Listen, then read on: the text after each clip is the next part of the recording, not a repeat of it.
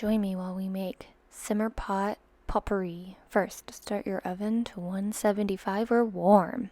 Secondly, get your citrus fruit. Today I chose oranges and lemons.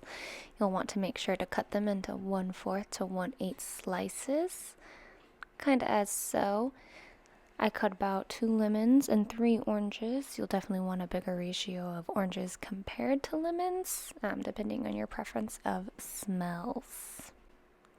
And then depending, like I said, on your smells, today I'm using cuties. They were just cheap in the store, so I went and grabbed them.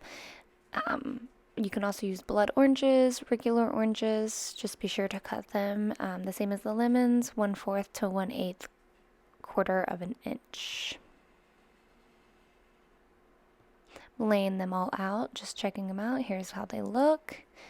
Then you're going to set them on a cookie sheet, preferably with a rack on it. It helps them transmit the heat underneath as well as on top. So once you have them all laid out kind of like this, you're going to throw them in the oven for an hour.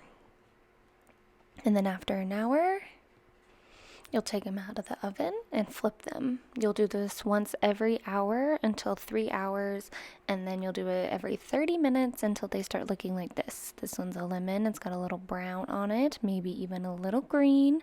That's how you know that they're starting to get crispy and dried out the way that you want them. You can also tell by feeling them. They'll be a little sticky still in some parts. Then you'll put them on wax paper to let them dry out just a tad longer, get them off the cooling rack, and then you can put them in a jar for safekeeping for up to 3 to 4 months.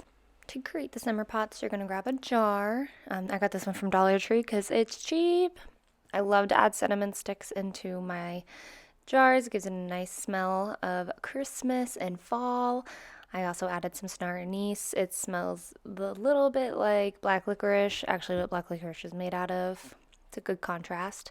Same with whole cloves. It's a good seasoning spice to make it smell like Christmas and contrast with the citrus really, really well.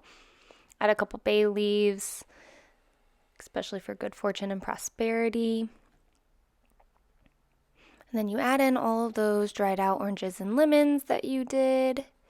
Kind of fill it in as much as you possibly can. You're going to make it look very pretty. It's the base of your simmer pot, and it's going to look something like this. Now, if you're like me, you want to decorate it, make it look pretty, especially if you're giving it as a gift. You're going to have twine. You're going to make sure that you have enough twine that you can wrap it around twice. You'll put it through the middle of your orange and lemon slices, kind of like this. And then you'll tie it real tightly around, just like that.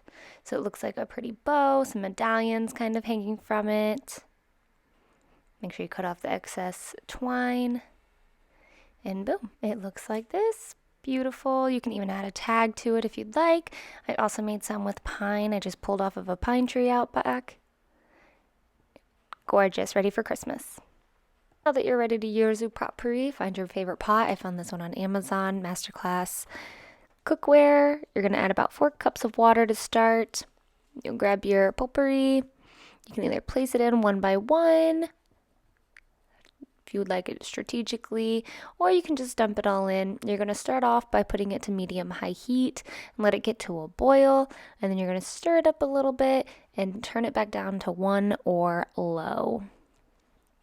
This way it can simmer the rest of the day. You can also let it simmer for up to 3 to 4 days. Be sure to add in the outside stuff for extra. Stir it all up, and voila, your simmer pot is ready to be used.